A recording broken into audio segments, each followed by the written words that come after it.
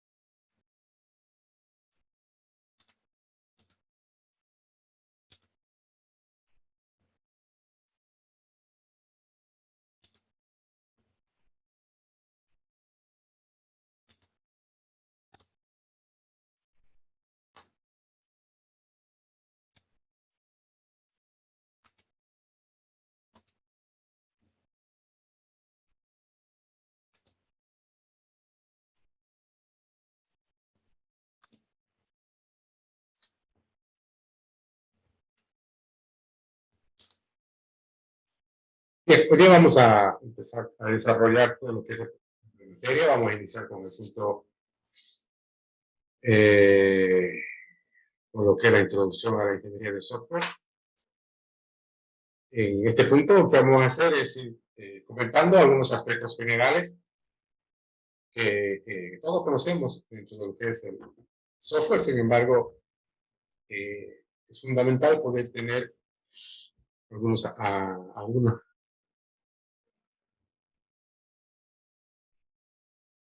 Hablar de la ingeniería de software, como habíamos comentado alguna vez, tiene que ver seguramente con aquella profesión que se entiende que es la que tiene, ¿no? Llamémoslo así, autoridad sobre lo que es el software desde el punto de vista de su gestión. Eh, Típicamente es como que yo les preguntara cuál es el producto del ingeniero de software, ustedes me van a responder el software, ¿no? Es decir, vamos a analizarlo al software desde el punto de vista de un producto. Por ejemplo,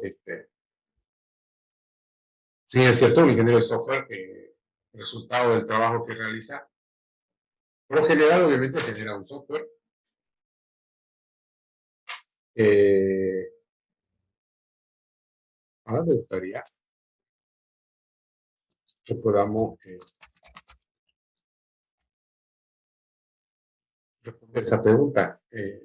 Por ejemplo, ¿será que cualquier aplicación de software que se genera como resultado de un proceso se puede considerar un producto? Entonces, si ah, analizamos esto, para decir sí o para decir no, obviamente tendríamos que definir más o menos cuáles son las características de un producto en el ámbito del software. Que cualquier resultado de un proceso es un producto, sí, pero háblemelo desde el punto de vista de ingeniería del software. Siempre que un ingeniero de software genera un software, podemos llamarlo un producto. Sin embargo, vamos a decir que solamente le vamos a llamar producto cuando cumpla las siguientes características.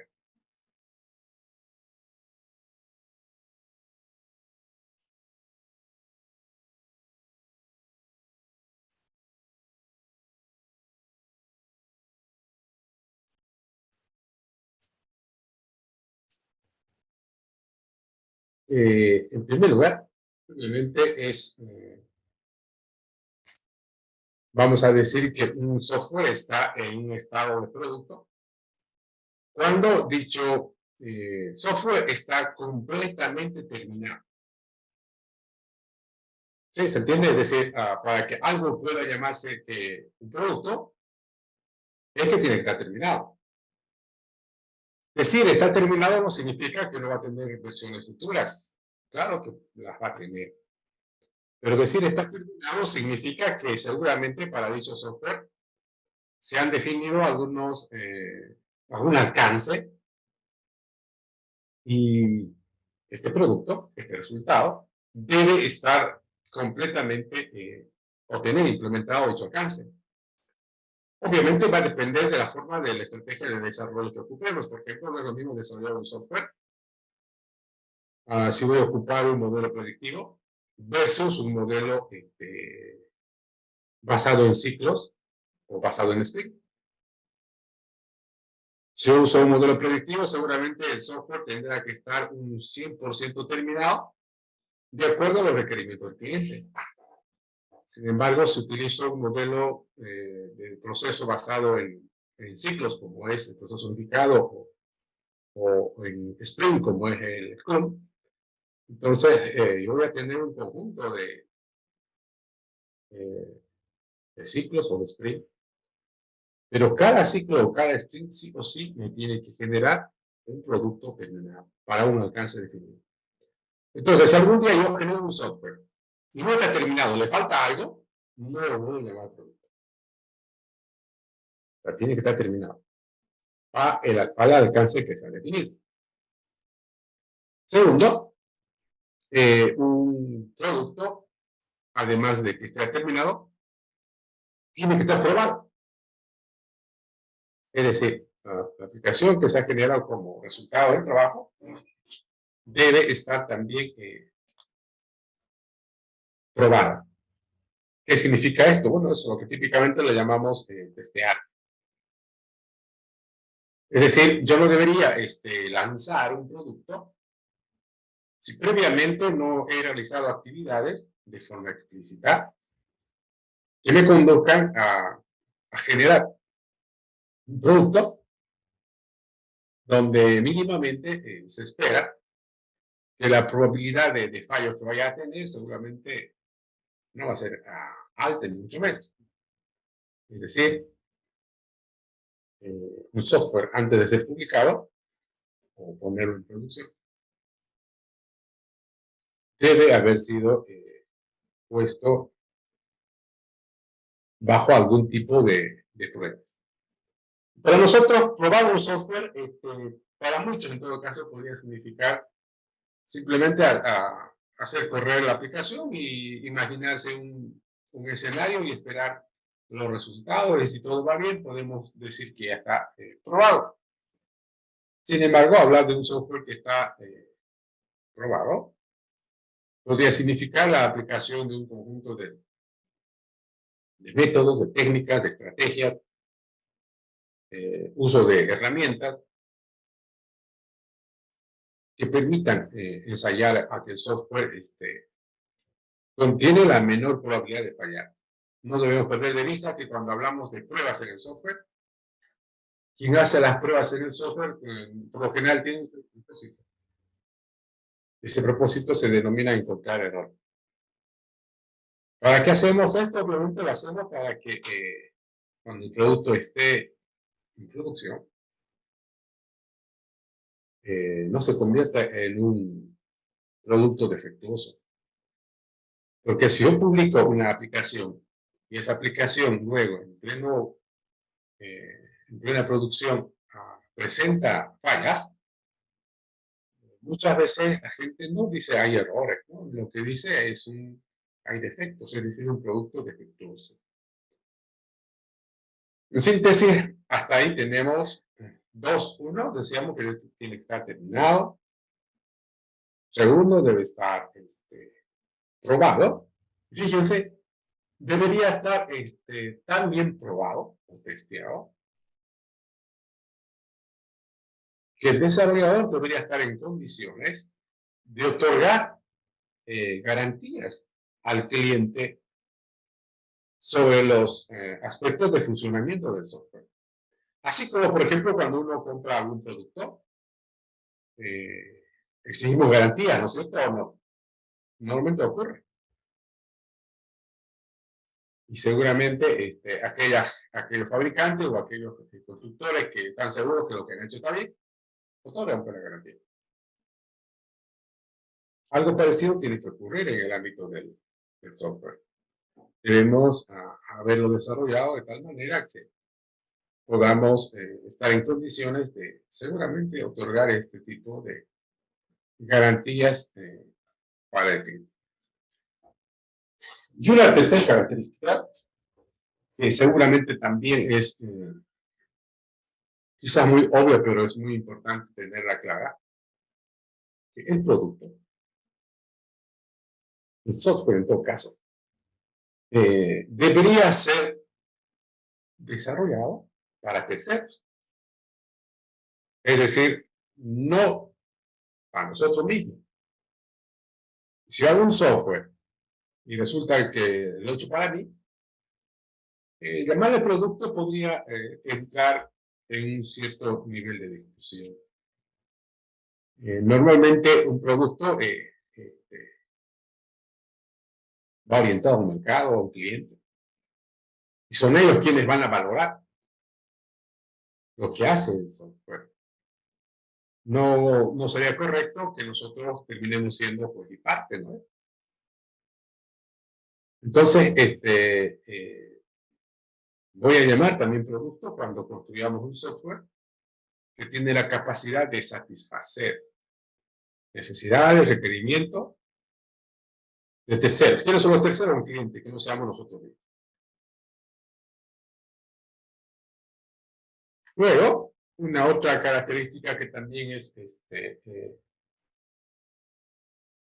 bastante interesante poderlo tener, es que por lo general un producto es consciente de que no es el único producto de su especie.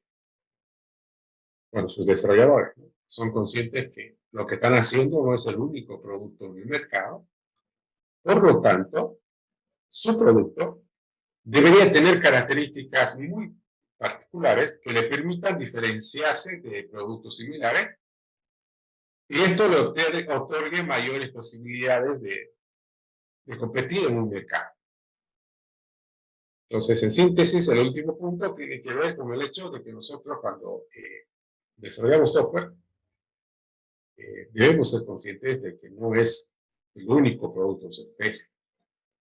Por lo tanto, nos debería preocupar más allá de lo que de repente está escrito en libros, más allá de lo que de repente requiere el mercado, porque hay desarrolladores que hacen eso, ¿no es cierto? O sea, se conforman con escuchar al cliente y implementarlo tal y cual, o se conforman con lo que está escrito en los libros e implementarlo y seguirlo tal y cual. O sea, no está mal, pero no es suficiente. ¿Por qué? Porque falta, obviamente, aquella visión, aquel sello, aquella marca, aquel estilo propio de quien lo ha desarrollado.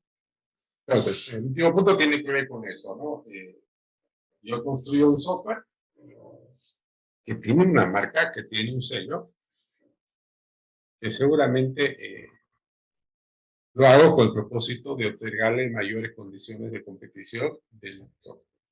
A eso vamos a llamar un producto. Por ejemplo, el proyecto de la materia, y todos los software que hagamos, pero usemos como ejemplo el proyecto de la materia, ustedes cuando lo presenten, lo van a presentar en ese estado, en estado del producto. ¿Qué quiere decir? Terminado, probado, seguramente orientado a un mercado, y también pues seguramente con aquellos aspectos de características propias de cada desarrollador. Bien, a eso entonces vamos a llamar un producto, ¿se entiende? Entonces vamos a colocar eso como una definición. En el caso del proyecto, por ejemplo, no tendría sentido que lo presente si no está completo, si no está aprobado. ¿Se entiende? Aunque se supone que eso es lo natural, pues no se hacen cosas a medias. Hay gente que, por ejemplo, piensa esto, ¿no? Piensa que porque está trabajando con un proceso como Scrum o como el proceso unificado y donde en teoría el software se desarrolla por partes, significa que la parte que entrega está incompleta. No es así. Estará incompleta para el producto de repente final, pero para el sprint, al ciclo, tiene que estar plenamente completo, porque cada sprint, cada ciclo tiene un alcance definido, objetivos descritos, ¿no es cierto? Bueno, ahora, hablando en este ámbito del producto, el software como producto, eh, ¿qué tan importante o qué grado de protagonismo juega este producto en la sociedad actual? ¿Será que este producto llamado software o software simplemente se considera un producto esencial, básico, necesario en la sociedad actual, o más bien será algo que podríamos considerarlo fácilmente reemplazable, deseable pero no necesario? ¿Cómo lo ven? ¿Será que es un producto masivo el software? Cuando decimos masivo significamos que queremos decir en todo caso que como producto eh, abarca una gran cantidad de la sociedad. Y si lo vemos, yo creo que con seguridad decimos, sí, es masivo, ¿no es o no? ¿Sí? O sea, donde ustedes quieran que vean, hay una computadora, por ejemplo, ¿no es? Y si hay una computadora, obviamente hay un software. Pues. Es difícil, ¿no? Encontrar un área donde, por ejemplo, se esté procesando algún tipo de información y no haya llegado una aplicación de software. Que no debe ser un cuento distinto. Hoy, donde quiera que veamos, no sé, vean el área académica, administrativa, comercial, de negocios, industrial, científica, y dentro de cada una de ellas, si miramos más detalle, hay software. Ni hablar en el ámbito de entretenimiento, hay software. Entonces, eso nos da la plena seguridad que, evidentemente, el software es un producto masivo. Hay una frase que siempre la comentamos y ustedes seguramente están de acuerdo. Más que una frase, es un dato, ¿no? Dice que en el planeta Tierra hay más computadoras que seres humanos. ¿Será verdad eso o no? ¿Cómo lo ve? Ojo, ¿no?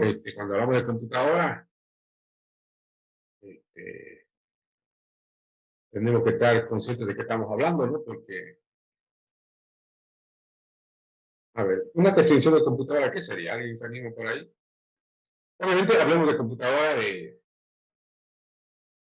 estas, ¿no? De estas electrónicas, no van a hablar del abaco.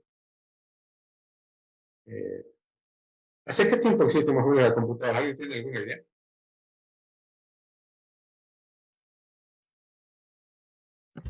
A ver, Eh, vamos.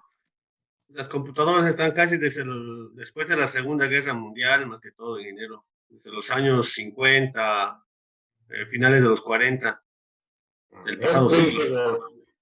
Lino Valdelomar, ¿tiene Lino? No está Lino. Creo que no está, ¿no? Milton Paco. Tampoco está Milton. Y pues, no. A ver, preguntémosle a don Junior Llanos. Junior, tampoco creo que está. Seguro, ¿no? Como comentaba Saucedo Holanda, pero no es Saucedo, ¿cuál es su nombre de Saucedo? Josué. Pero Josué Saucedo, ingeniero. eso, no, Pero no está bien, conozco. Saucedo Holanda. Sí, Me sí, queda sí. mejor. Está bien, Saucedo Holanda. Como decía Saucedo, sí. Nosotros estamos seguros que es eso, ¿no? Las definiciones de las computadoras, más o menos con toda la infraestructura, arquitectura que conocemos, se ha fundamentado en esa época, ¿no? Estamos hablando más o menos de qué año, año entre 45 y 50, ¿no? ¿Sí? Menos de 100 años, ¿no? Menos de 100 años. ¿Cuántos años? 70, unos 70, 75 años. Más o menos, ¿no? Ya va para el siglo, ingeniero. Si, digamos, consideramos que son de los A finales de ver, los 30, son a ver, 60. pongámosle 45. Si fue 45, ¿cuántos años tiene? 55 más 20, Ya van 80 casi. 75, casi 80 años, ¿no? 77 años. Sí, sí, por ahí, ¿no? Bien. Cuando empecé a dar clase y comentaba esto, no eran tantos años.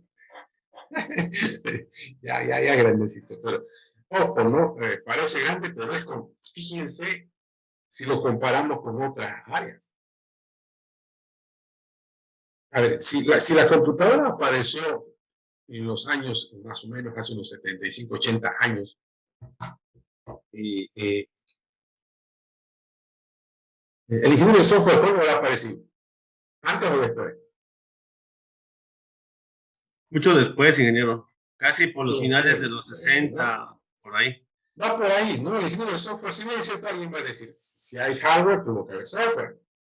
Y si hay software, tiene que haber hardware. Entonces, ¿qué es el primero? Pues no sé, esa cosa, ¿no? O sea, siempre esa dilema. Pero obviamente el ingeniero de software es mucho más nuevo que el mismo software, porque al ingeniero de software inicialmente no se le llamaba ingeniero de software. ¿Qué se le llamaba? ¿Programador? Programador de computadora es un nombre convencional. Si el programador es un tipo que hace programas, que desarrolla aplicaciones. Cualquiera. En cambio, ¿qué es un ingeniero de software? Alguien que también hace lo mismo, pero de manera profesional. Esa es la teoría de la diferencia, ¿no? Porque es el profesional en software. Ahora, el ingeniero de software obviamente aparece mucho después, justamente una vez que el software empieza a madurar. Ustedes muy bien saben que cuando aparecieron los primeros sistemas de computación, cuando alguien compraba una computadora, y llevando los mainframe, porque fueron las primeras, lo que definía el costo del sistema era el hardware, el software no se lo tomaba en cuenta. Hoy por hoy es más bien lo alocado, ¿no? Es el software quien define básicamente estos aspectos. Pero vamos al dato. El ingeniero de software existe más o menos unos 60 años, tal vez menos, 60 por ahí. ¿Hace qué tiempo existirá un ingeniero civil más o menos? Un médico. Así como profesión, ingeniero, o como ya. Existe como actividad, digamos, ¿no? Como actividad. Desde la época de piedra, pues, ingeniero, porque. Obviamente, ¿no? Sí, sí. Desde siempre. Y hablar de siempre es hablar de miles de años, ¿no? Sí. Ahora, la pregunta del millón es esta. ¿Por qué será que la computadora, en tan poquito tiempo, fíjense, 80 años comparado con miles de años es nada, ¿no? ¿Por qué será que en tan poco tiempo, 80 años, las computadoras como tal, y cuando hablo de computadora hablo de hardware y de software,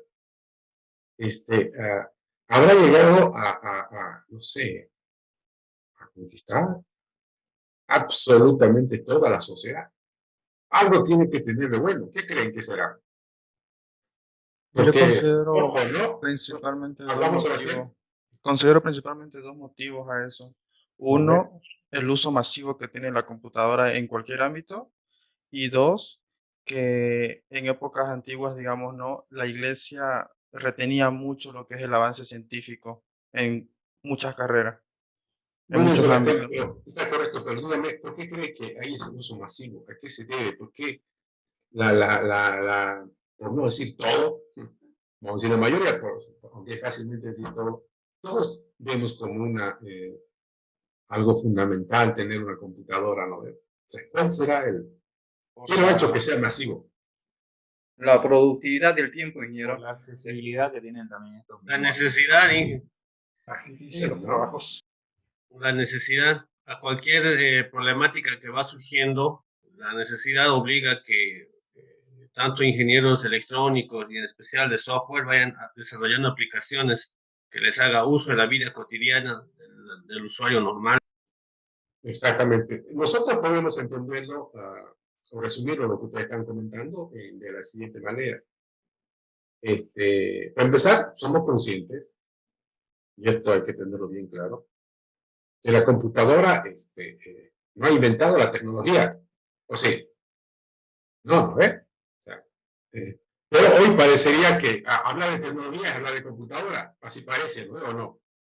Sí, o sea, hoy por hoy hablar de tecnología es hablar de software implícitamente. O sea, es difícil que alguien hable de tecnología hoy día en cualquier ámbito, en cualquier área, y no aparezca un software entre medio.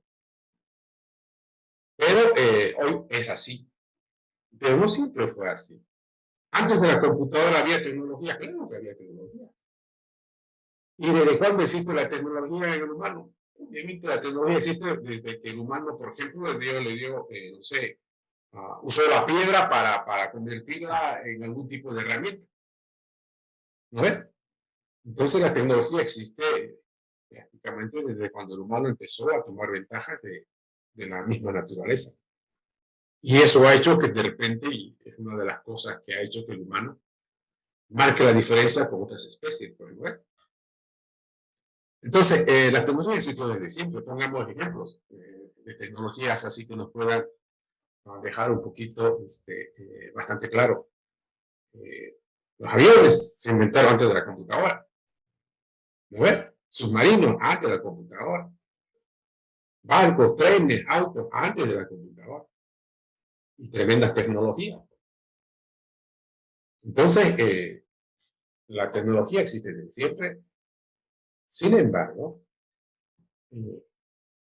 si me preguntaran cuál crees que es el aporte o qué es lo que ha hecho que la computadora, que ha causado que la computadora tenga el impacto que tiene hoy por hoy en el ámbito de nuestra sociedad.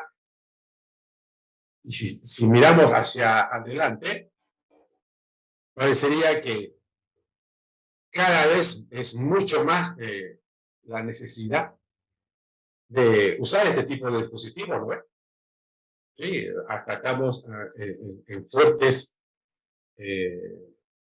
llamémoslo así, tendencias de incorporar aspectos computacionales hasta en el mismo cuerpo humano. La tendencia de la aplicación de la computadora y por ende del software para nada tiende a disminuir, es todo lo contrario. Cada vez se ve mucho más fuerte, digamos, la aplicación de este tipo de herramientas. Ahora, la pregunta era, ¿no? ¿Cuál es el aporte? Vamos a comentar 3 aspectos y finalmente los vamos a sintetizar en una palabra, que es la que ustedes han dicho. Primero, ¿cuál es, llamémoslo así, la novedad, el aporte que trae el software, la computadora en la sociedad? En primer lugar, el tiempo. Es decir, hacer algo con computadora versus hacer lo mismo sin computadora es enormemente diferente desde el punto de vista de tiempo, ¿no? ¿O no? ¿Sí? Si lo hago con computadora, con seguridad, lo voy a hacer en menos tiempo.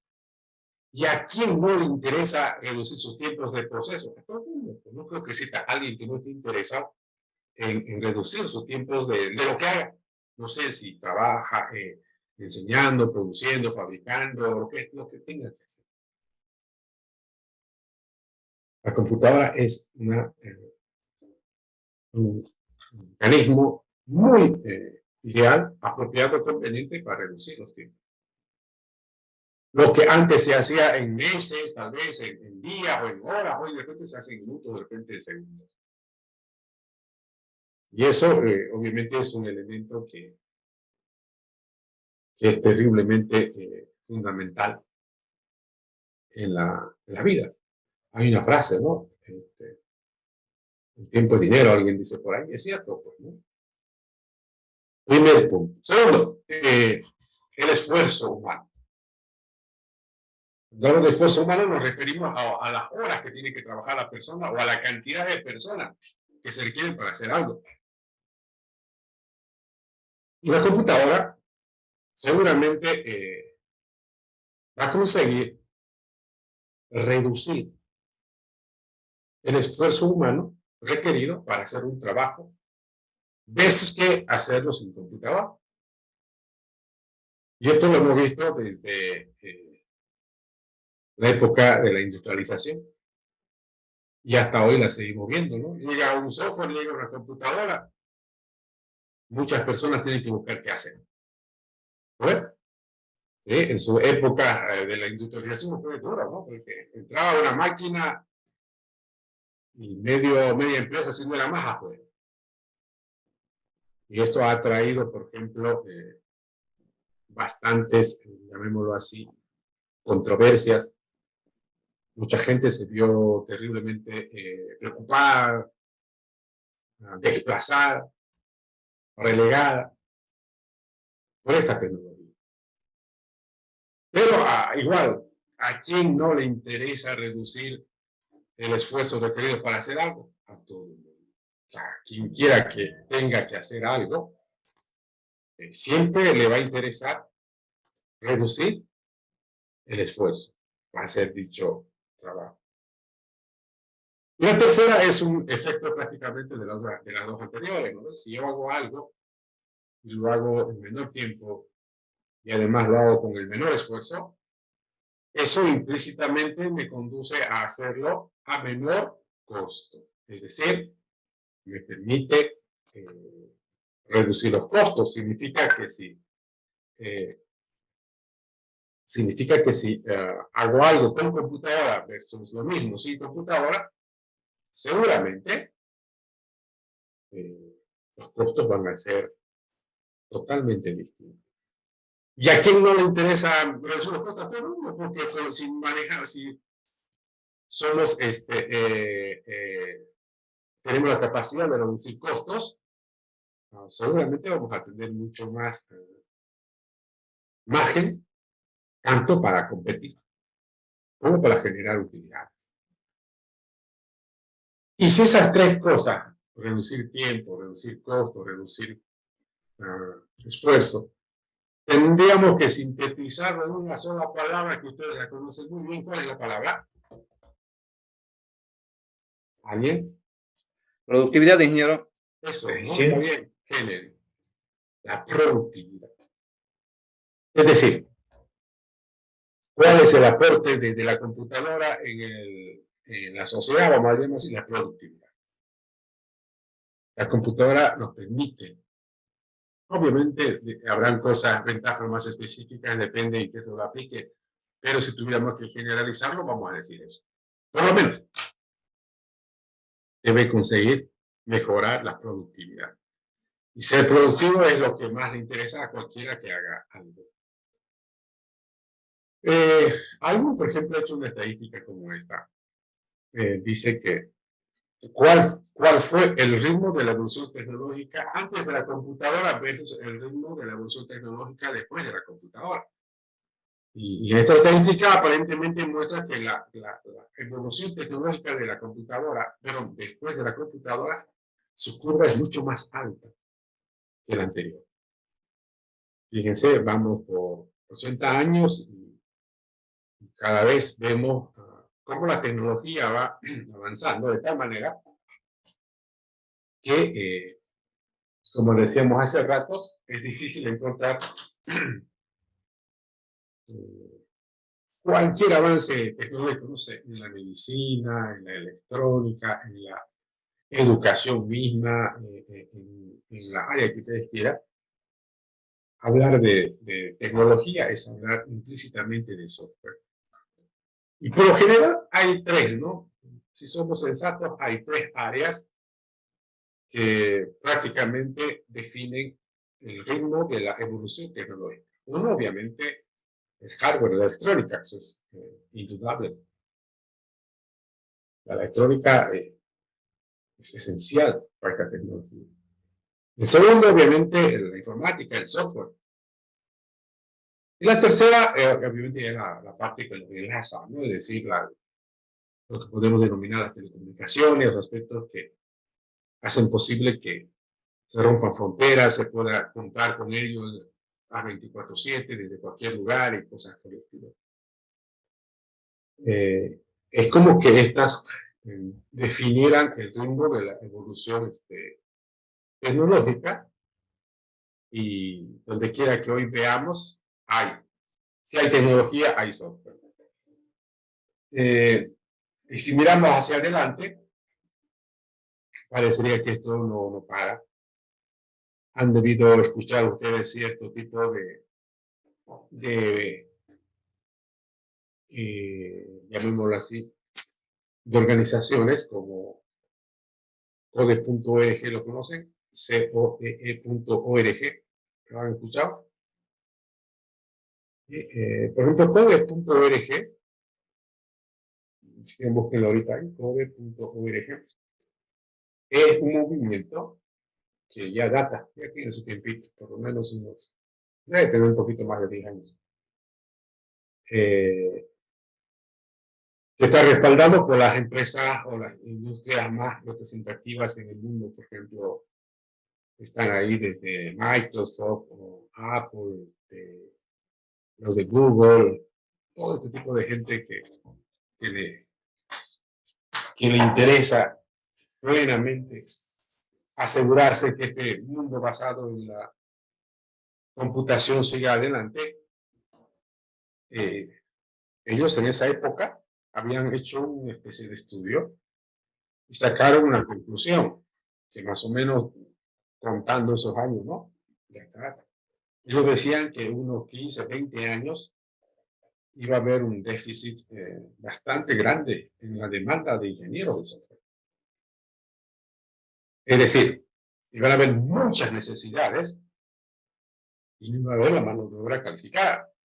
Y decir ingeniero de software no es decir, pues soy ingeniero de software porque tengo mi título, ¿no? El ingeniero de software es, más allá del título, es alguien que de verdad, digamos, entiende de todas las maneras posibles que se pueda al software, gente que tiene esa capacidad de crear, de ingeniar soluciones de software. Y justamente debido a esa proyección que hicieron, empezaron a formar a nivel mundial un movimiento que consiste en que la gente mire un poco más o se dedique más, digamos, a programar. ¿Dónde miraba más? En los niños, ¿no? Los jóvenes, porque en teoría, es verdad, la gente joven tiene una mayor probabilidad de crear seguramente soluciones, imaginar soluciones, y han hecho este movimiento. Ustedes, por ejemplo, si tienen, no sé, un hermano, un sobrino, algún pariente que tenga 12, 13, 15 años, entren a este sitio code.org, hay un test ahí que pueden aplicar. En teoría, cuando uno realiza dicho test, puede más o menos darse cuenta si tiene ciertos atributos que le permitiría tomar como profesión, digamos, esto de lo que viene a ser la industria del software. Y también ustedes ya que están en 4º, 5º año de su carrera, háganlo por si acaso el test, para confirmar que no están en el camino errado. ¿No? Es bastante simple.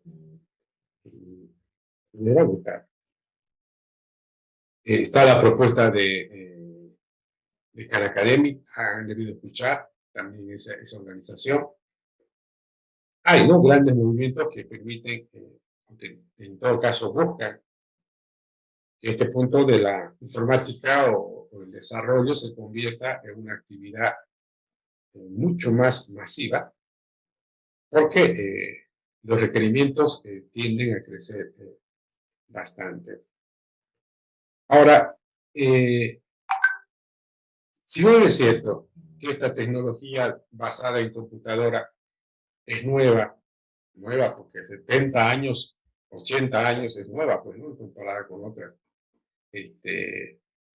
Es como que recién estuviera empezando esta tecnología y sin embargo vemos a veces cosas bastante ya muy sólidas, como también vemos algunas cosas que todavía están en veremos. Uno de los ejemplos más interesantes, por ejemplo, es el tema de los vehículos autónomos. Cuando hablamos de los vehículos autónomos, seguramente es la combinación de un montón de cosas, entre ellas lo mismo, hardware, o electrónica, informática y telecomunicación. ¿Alguien podría comentarme cuál será el propósito de esto que se denomina los vehículos autónomos? ¿Alguien que quiera comentar?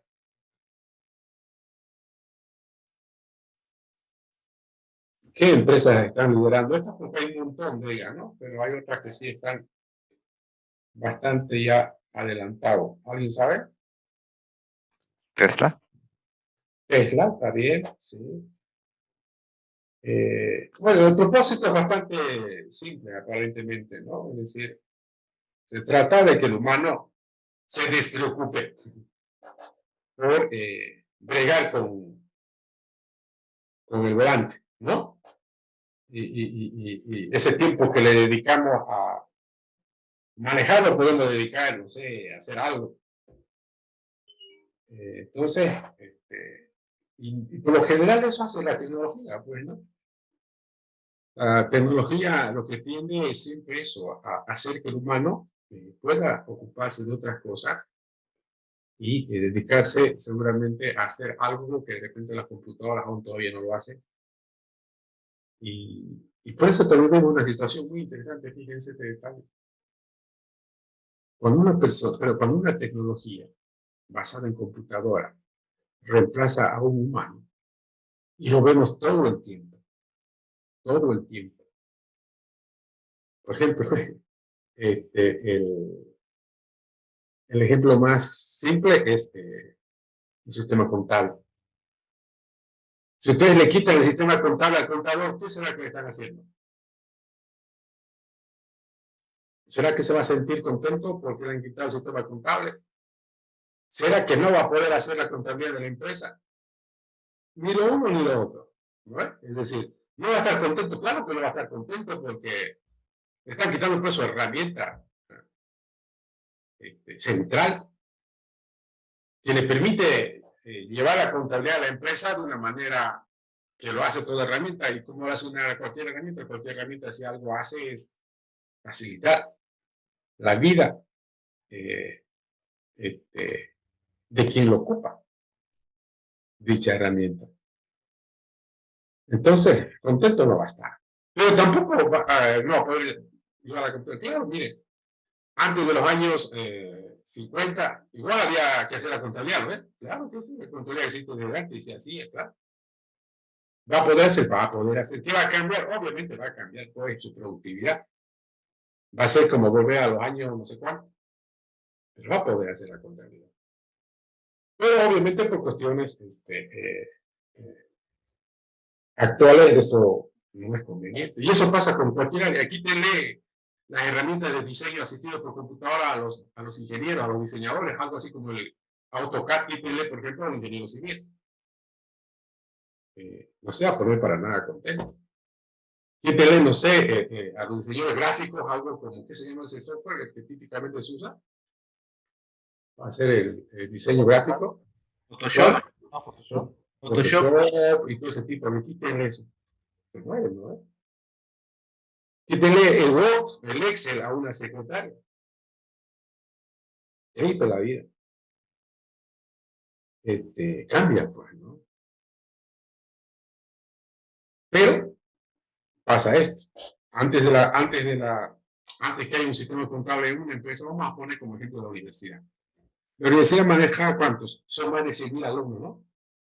Y ¿cuántos docentes habrá? No sé, vamos a poner un número, creo que hay 2.000, algo por el estilo. Administrativos son otra cantidad por ahí. Tantas personas.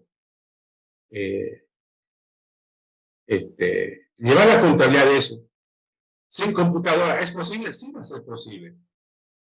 Pero ¿qué va a pasar? Seguramente va a pasar dos cosas. Primero, que va a haber muchas cosas. Primero, va a haber más gente trabajando. Segundo, se va a tardar más tiempo. Y tercero, va a costar más caro. ¿No? Ahora, a eso, agarramos y sacamos a la gente. En el sistema contable sale la gente. Al salir la gente, obviamente, hay gente que se ve desplazada. Esa gente va a tener que ocuparse de hacer otra cosa. Y eso ha pasado básicamente en todas las áreas. Y eso ha hecho, fíjense, implícitamente que la tecnología inclusive evolucione mucho más rápido. Porque la gente cada vez hace menos cosas, llamémosle cosas repetitivas, cosas mecánicas, cosas que no exigen mucho de repente del razonamiento. Y como hace cada vez menos, entonces tiene más tiempo para crear, para innovar. Y por lo tanto, obviamente, la tecnología automáticamente también va como una especie de retroalimentación, va evolucionando.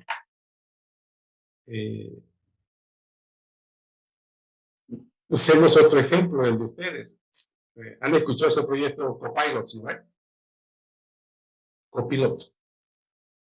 ¿Escucharon? A ver, sí. Ingeniero. ¿De qué trata eso? Es una inteligencia artificial que ayuda a completar partes del código. Así es, creo que se escribe, ¿no? Copilot. ¿Qué hace eso? Bueno, hay mucha gente muchos programadores que cuando apareció, dicen que pusieron su barba en rojo. ¿Por qué? Porque en teoría la IA podía aportar bastante en la construcción de las aplicaciones. Y con ustedes vamos a trabajar, vamos a hacer un pequeño estudio, vamos a ver cómo anda, y qué queda. Porque la propuesta está ahí. Copilot no es la única propuesta, ya existen otras alternativas. ¿Quiénes son los autores de Copilot? ¿Alguien sabe? Ellos, ¿no? Donde ustedes publican su proyecto. ¿Dónde publican su proyecto? Normalmente. GitHub, creo que no. GitHub, exactamente. ¿Cuántos años GitHub viene almacenando o siendo un repositorio de proyectos de software? Muchos años. ¿Cuántos proyectos habrán? Harto. Hay obviamente planes gratuitos y hay de paga, pero hay hartísimos que se han publicado. Y alguien hizo lo que tenía que hacer. Si tenemos tantos proyectos de software en nuestros repositorios, démosle uso. ¿Y qué le han dado uso? Le han metido IA. ¿Qué hace la IA? Obviamente empieza a buscar patrones de tal manera que a partir de lo que el programador está haciendo basado en su repositorio, puede fácilmente sugerir o autocompletar, como decían por ahí, aplicaciones. Yo lo he probado a nivel, cosas muy básicas, académicas, funciona. Ahora habría que probarlo en cosas mucho más, llamémoslo así, más específicas de un punto de vista de negocio, ¿no? Pero está esa propuesta ahí. Si eso funciona, obviamente, fíjense, si eso funciona, van a haber muchos programadores que podrían ser relegados, pero no van a ser relegados para que desaparezcan. ¿Qué van a tener que hacer? Seguramente van a tener que reinventarse, van a tener que hacer algo que eso no hace. Y así va a ir pasando. Lo mismo pasado, por ejemplo, con esto. Yo les voy a comentar un detalle. Cuando yo era la edad de ustedes, estoy hablando hace mucho tiempo atrás, la manera más normal de desarrollar era en consola. Es decir, esa pantalla, no sé si se acuerdan o han visto ese tipo textos, consola, pues, ¿no? con fondo negro, letra verdecita, así era. ¿No? Ya cuando estoy terminando la universidad, empezaron a salir de las interfaces gráficas al usuario. ¿No? Y saben qué era nuestro proyecto de nosotros. Nuestro proyecto de nosotros, así como en estas materias, consistía en que, como todas nuestras aplicaciones eran en modo consola, nos decía construir tu propio, no sé, llamémosle bibliotecas, componentes, que te permitan hacer un software con interfase gráfica al usuario. O sea, nosotros teníamos que hacerlo. Y bueno, nos costaba un montón ya ver si funcionaba todavía, o sea, para que controle el mouse y todas esas cosas, ¿no? Luego, y había mucha gente que se dedicó a eso, había mucha gente que se dedicó a producir ese tipo de componentes. Luego aparecieron ya los IDEs con todo este tipo de recursos y esos programadores ya no sabían qué tenían que hacer, tenían que buscarse otras cosas que hacer y lo han hecho. Entonces todo el mundo va así, todo el tiempo uno va reinventándose y eso es natural. En el fondo, ¿qué quiero decirles? Que si bien es cierto, la tecnología reemplaza al humano, pero más allá de reemplazarlo, es como que le estuviera diciendo, oye, reinventate, sea otra cosa, ocupate de algo más allá, porque esto lo que haces, yo lo puedo hacer. En el caso de los vehículos autónomos, por ejemplo, ¿quiénes se preocupan? ¿Qué tipo de trabajo o profesiones se verían preocupados, afectados? ¿Nadie? Vamos a suponer que funciona el mundo propuesto por Tesla o por todo este tipo de empresas que están sobre lo que son los vehículos autónomos. Y ojo, no, para que eso funcione se necesita toda una infraestructura, pues no solamente es el vehículo, ¿no? Se necesita absolutamente todo, de vías, en fin, un montón de cosas. Pero si eso llegara a funcionar, van a haber mucha gente que va a quedar sin muchas cosas que hacer. El ejemplo más clásico, el conductor. ¿No es cierto? Los conductores van a tener que buscar cosas que hacer porque los vehículos se van a manejar solos. Es lo que se ve. Pero seguramente eso también va a implicar otras nuevas profesiones, pues, ¿no ves? Claro que sí. O sea, es como alguien dice, la tecnología mata algo, pero crea otras. Y eso es lo que típicamente hace que todo al final termine evolucionando.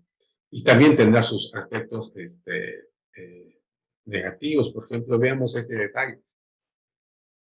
Si nosotros ahorita decimos, nos ponemos en todo caso a analizar el mundo del software, la informática, de la computadora, todo lo que vamos a ver parece bueno. O sea, todo es bueno. A nosotros, sobre todo, no sé, como alguien dijera, no había mejor momento que nacer que este. ¿Por qué? Porque estamos en una época donde esta tecnología predomina, define, crece todo el tiempo. Los ingenieros de software seguramente son como pez en el agua cuando aparece una tecnología, porque son los primeros en entenderlo. Entonces, todo eso es muy buena noticia. Es como alguien dice por ahí. Hay muchos ingenieros de software que no necesitan necesariamente un trabajo a tiempo completo como cualquier otro trabajo. Por ejemplo, fíjense este detalle. Si ustedes son dentistas, si fueran dentistas, como otras profesiones, para ganar plata, normalmente, ¿qué hace el dentista? Tiene que atender a un paciente en un momento dado, ¿no? O puede estar atendiendo a muchos pacientes simultáneamente. Puede estar en muchos lugares simultáneamente. No. Está ahí. El ingeniero de software hace eso. ¿No? El ingeniero de software puede haber hecho su software, no sé, se tardó no sé cuánto tiempo, lo lanzó y su software está trabajando. Y él sigue produciendo. Y puede estar atendiendo a muchos clientes en software. Y él sigue produciendo. O sea, si lo analizamos, el software en realidad tiene unas ventajas enormes. Si hablamos de mercado, ni hablar. El mercado del ingeniero de software, ¿quién es? Es el mundo. No tiene fronteras, no tiene límites. Ay, todo el tiempo aparecen nuevas restricciones, es cierto. Pero es tremendamente interesante. En la siguiente clase vamos a lanzar algunas características. Pero también tiene su lado malo, o no tendrá su lado, no sé si llamarle malo o negativo, mejor llamémoslo así. ¿Qué aspectos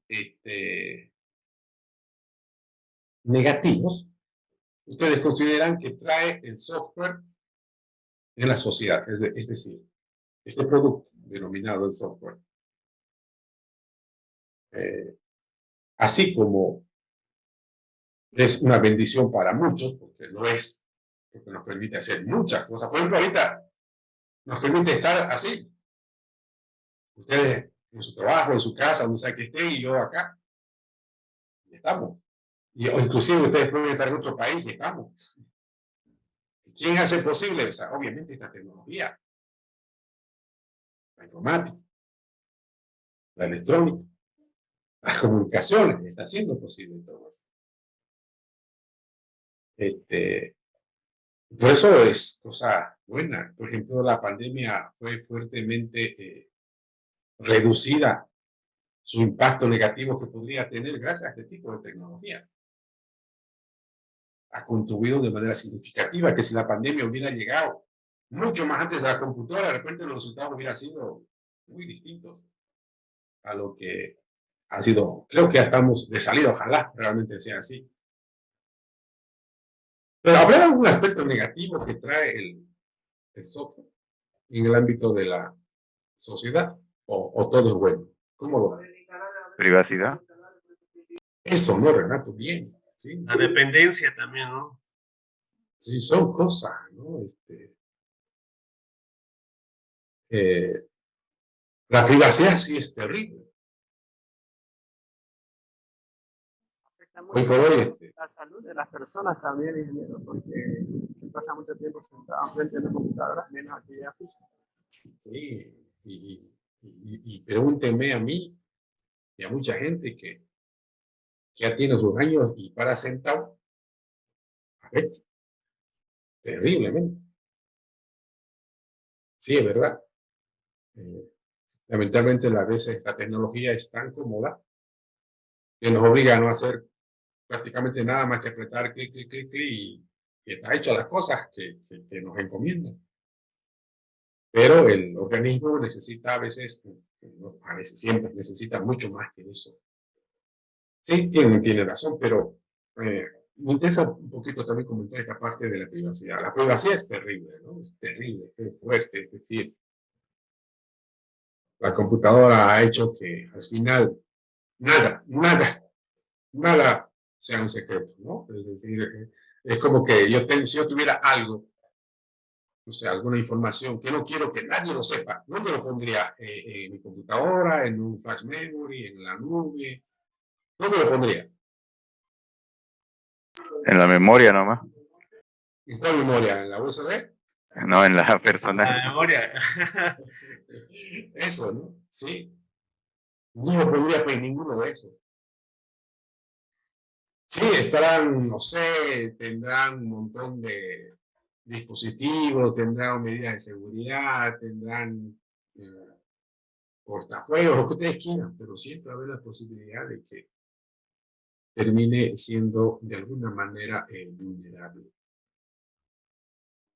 Y eso cuando se trata de que nos atacan, pero sin atacar, ¿no? La privacidad queda expuesta de manera natural al estar conversando ahorita con ustedes, al estar usando el celular, al estar haciendo lo que sea. Por ejemplo, fíjense, nosotros no pagamos por muchas cosas.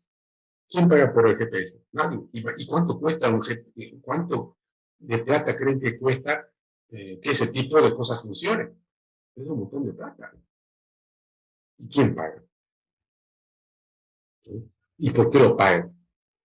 Por eso tenemos, por ejemplo, el GPS es, ¿de dónde viene? Proviene de allá, del norte, pues, ¿no? Pero no es el único. Hay propuestas de Rusia, hay propuestas de China, similares a las del GPS. Y todas tienen un propósito bastante simple.